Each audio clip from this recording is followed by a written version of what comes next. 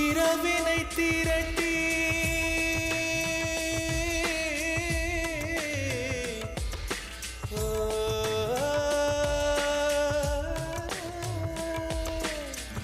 இரவினை திரட்டி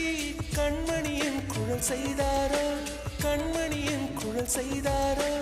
நிலவின் ஒளி திரட்டி கண்கள் செய்தாரோ